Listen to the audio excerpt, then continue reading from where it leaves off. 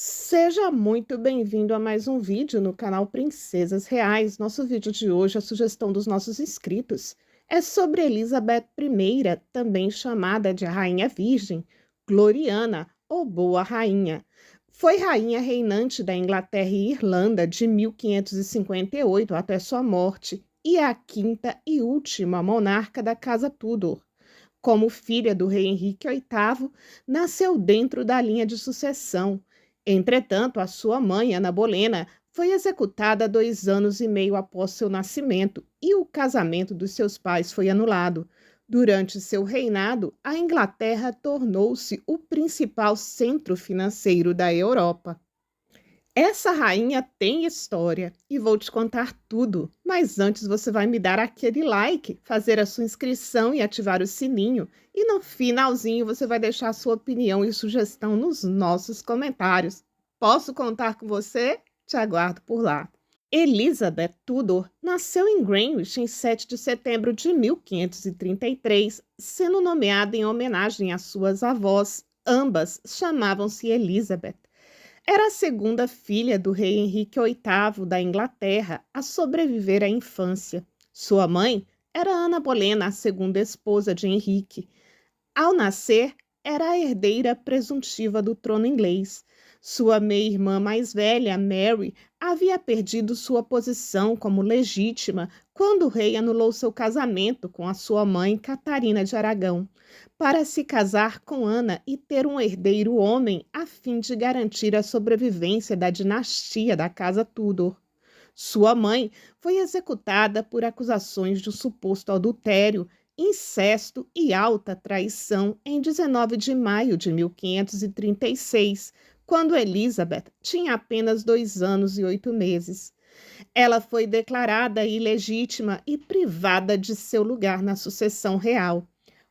11 dias após a execução de Ana Bolena, Henrique se casou com Jane Seymour, porém, ela acabou morrendo de complicações pós-parto, depois de dar à luz em 1537 ao príncipe Edward. Desde seu nascimento, Edward era o herdeiro aparente e incontestável do trono. A primeira governanta de Elizabeth, Margaret Bryan, escreveu, abre aspas, é uma criança tão gentil de condições que jamais conheci em outra em minha vida, fecha aspas. Elizabeth foi educada e aprendeu 4 línguas, francês, flamengo, italiano e espanhol. Na época em que William Grindal tornou-se seu tutor em 1544, ela já conseguia escrever em inglês, latim e italiano. Com Grindal, um tutor habilidoso e talentoso, também progrediu em francês e grego. Elizabeth passou a infância e a juventude fora da corte, dedicada inteiramente aos estudos. Quando sua educação formal terminou em 1550, ela era uma das mulheres mais bem educadas da sua geração. Henrique VIII morreu em janeiro de 1547 e foi sucedido pelo filho de 9 anos, Eduardo VI, meio-irmão de Elizabeth. A sexta esposa e viúva do rei, Catarina Parr, logo se casou com Thomas Seymour, primeiro barão Seymour, tio de Eduardo e irmão de Edward Seymour, primeiro duque de Somerset e lorde protetor. O casal colocou Elizabeth em sua criadagem em Chelsea, em Londres. Lá, ela passou por uma crise emocional que alguns historiadores acreditam tê-la afetado pelo resto da sua vida. Seymour, então com quase 40 anos, envolveu-se em brincadeiras grosseiras com ela, então com 14. Isso incluía entrar em seu quarto durante a noite, cutucá-la e bater em suas nádegas. Catarina Parr acabou dando-se conta da situação quando descobriu os dois abraçados, e ela foi mandada embora em maio de 1548. Thomas Seymour planejava controlar a família real e tentou ser nomeado governador da pessoa real.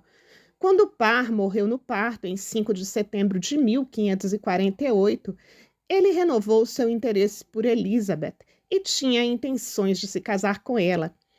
Eduardo VI Morreu em 6 de julho de 1553, aos 15 anos de idade. Seu testamento colocava de lado o terceiro ato de sucessão e excluía tanto Mary como Elizabeth da sucessão, declarando como herdeira, ao invés disso, Joan Grey. Porém, ela logo perdeu o apoio e foi deposta em 9 dias. Mary entrou triunfalmente em Londres, com Elizabeth ao seu lado. As demonstrações de solidariedade entre as irmãs duraram pouco.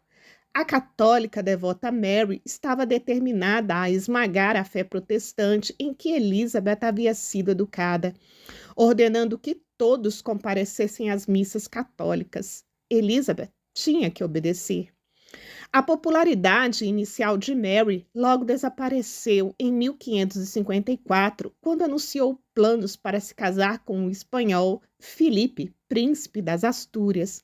O descontentamento rapidamente cresceu pelo país e muitos olhavam para Elizabeth como o centro da oposição religiosa. Enfrentando muita oposição e rebeliões, Hernand, embaixador de Carlos e confidente próximo de Mary, afirmou que o trono dela nunca estaria seguro enquanto Elizabeth vivesse.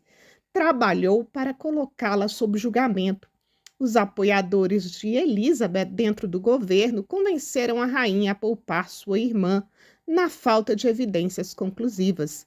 Ao invés disso, foi levada da Torre de Woodstock, passando quase um ano em prisão domiciliar. Foi chamada de volta à corte em 17 de abril de 1555 para comparecer aos estágios finais da aparente gravidez de Mary. Se a irmã e o filho morressem, tornaria-se rainha. Por outro lado, se Mary desse à luz uma criança saudável, suas chances de ascender ao trono muito diminuiriam. Quando ficou claro que Mary não estava grávida e sim doente, ninguém mais acreditava que ela seria capaz de produzir um herdeiro.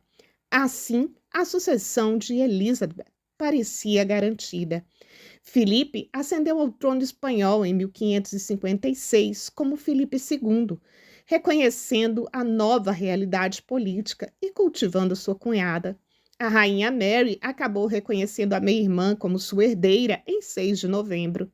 Mary morreu em 17 de novembro de 1558 e Elizabeth ascendeu ao trono.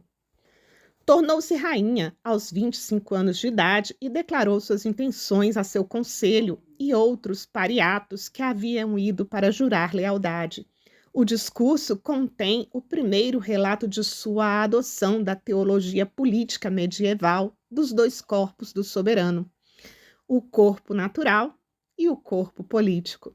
Ela foi recebida calorosamente por cidadãos e saudada por orações e desfiles enquanto progredia por Londres triunfalmente na véspera da cerimônia de sua coroação.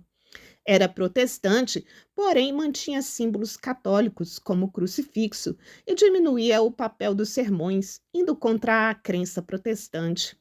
Ela e seus conselheiros viam a ameaça de uma cruzada católica contra a Inglaterra. Querida e respeitada, Elizabeth começa sua obra de engrandecimento da Inglaterra. A rainha centraliza o poder, fazendo-se representar em todas as partes do reino por xerifes e juízes de paz. Raramente convocava o parlamento, tomando para si todas as decisões, estabelece em plenitude o absolutismo. Foi forçada a aceitar o título de governadora suprema da Igreja da Inglaterra, em vez do mais controverso chefe suprema, que muitos achavam inaceitável uma mulher portar. Esperava-se desde o início do seu reinado que se casasse, surgindo questões sobre com quem. Ela nunca se casou. Apesar de ter tido vários pretendentes, as razões para isso não são muito claras. Entretanto, a escolha de um marido poderia provocar instabilidade política ou até insurreições. Ficou evidente no verão de 1559 que Elizabeth apaixonara-se por Robert Dudley, seu amigo de infância. Disse que sua esposa, Anne Hapsett, sofria de uma doença em um de seus seios e que a rainha gostaria de se casar com Dudley se ela morresse. A rainha considerou seriamente por algum tempo se casar com Dudley. Houve rumores que a nobreza iria se revoltar caso o casamento ocorresse. Elizabeth tinha muitos ciúmes, mesmo depois de não mais pretender casar-se com eles. Ela lhe criou um título de Conde de Leicester em 1564. Dudley finalmente se casou outra vez após a morte da sua primeira esposa, em 1578, e a rainha respondeu com repetidas cenas de descontentamento e um ódio vitalício contra sua nova esposa. Dudley, mesmo assim, permaneceu no centro da vida emocional de Elizabeth. Ele morreu pouco depois da derrota da incrível armada. Foi encontrada uma carta dele entre os pertences pessoais de Elizabeth após a morte da rainha, marcada como sua última carta, com a letra dela. As negociações de casamento eram parte de um importante elemento da política internacional de Elizabeth. Ela recusou a mão de Filipe II no início de 1559, porém contemplou por anos a proposta do rei Érico da Suécia. Ela também negociou seriamente por muitos anos casar-se com o arqueduque Carlos II da Áustria, primo de Filipe. As relações com os Habsburgos deterioraram-se por volta de 1569 e a rainha considerou se casar com um dos príncipes franceses de Valois, primeiro Henrique, duque de Anjou, e mais tarde seu irmão Francisco, duque de Anjou. A última proposta estava ligada a uma possível aliança contra a Espanha pelo controle dos Países Baixos do Sul. Elizabeth pareceu ter considerado seriamente o cortejo por algum tempo e usava um brinco em formato de sapo que Francisco havia lhe enviado. Mais tarde, no mesmo ano, depois dela contrair varíola, a questão da sucessão passou a ser muito debatida pelo parlamento. Eles imploraram para que a rainha se casasse e nomeasse um herdeiro para impedir uma guerra civil após sua morte. Ela recusou-se a fazer as duas coisas. Ela suspendeu o parlamento em abril e não o reconvocou até precisar aumentar os impostos em 1566. Foi frequentemente acusada de irresponsabilidade por nunca ter se casado. Entretanto, seu silêncio fortaleceu sua própria segurança política. Sabia que estaria vulnerável a um golpe se nomeasse um herdeiro.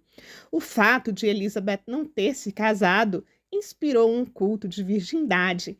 Era representada na poesia e literatura como uma virgem, uma deusa, ou ambos, não como uma mulher normal. Posteriormente, poetas e escritores adotaram o tema e o transformaram numa iconografia que exaltava a rainha. Elizabeth, dando um aspecto positivo à sua situação conjugal, insistiu ser casada com seu reino e seus súditos, sob proteção divina. Declarou em 1599: "Todos os meus maridos, meu bom povo." Governando um país dividido por questões religiosas, o protestantismo e a igreja anglicana acabavam de nascer e havia a perseguição aos católicos e a seita presbiteriana dos puritanos. Representando o auge do governo absolutista na Europa, o reinado de Elizabeth unificou a Inglaterra ao dominar a nobreza, afastar a igreja do governo. Nessa época surgem indústrias da construção naval, do ferro, do estânio, do chumbo, do enxofre e outras. Em 1600, Elizabeth I funda a Companhia das Índias Orientais para comerciar com todas as terras a leste do Cabo Frio. Os navegantes procuram a passagem de ligação entre a América e a Ásia. Na América, funda a cidade de Virgínia, em homenagem à Rainha Virgem. Os mares ainda são dominados pela Espanha, a grande rival econômica da Inglaterra. Mais tarde, a Companhia das Índias Orientais dominaria o tráfico negreiro e as rotas comerciais. Ao derrotar a invencível armada espanhola em 1588, Elizabeth abriu de vez o caminho para a Inglaterra se tornar a maior potência colonizadora do Novo Mundo. O período após a derrota da Invencível Armada em 1588 trouxe novas dificuldades a Elizabeth, que durariam pelos 15 últimos anos do seu reinado. Sob o reinado de Elizabeth I, floresceram também as artes e a cultura. Foi nessa época que surgiram escritores de renome, como Sir William Shakespeare. Os conflitos com a Espanha e Irlanda se arrastaram, os impostos ficaram mais pesados e a economia foi atingida por colheitas ruins e o custo das guerras. A repressão contra os católicos se intensificou nessa época. As críticas, cada vez maiores, refletiam o declínio da afeição pública por Elizabeth em seus últimos anos. Uma das causas para esse segundo reinado, como é às vezes chamado, foi a mudança da personalidade do Conselho Privado na década de 1590 a órgão de governo de Elizabeth. A autoridade pessoal da rainha estava diminuindo. Passou a depender da concessão de monopólios durante os últimos anos do seu reinado. Era um sistema de patronagem de custos zeros, ao invés de pedir ao parlamento mais subsídios em tempos de guerra. Entretanto, esse mesmo período de incerteza política produziu um florescimento literário insuperável na Inglaterra.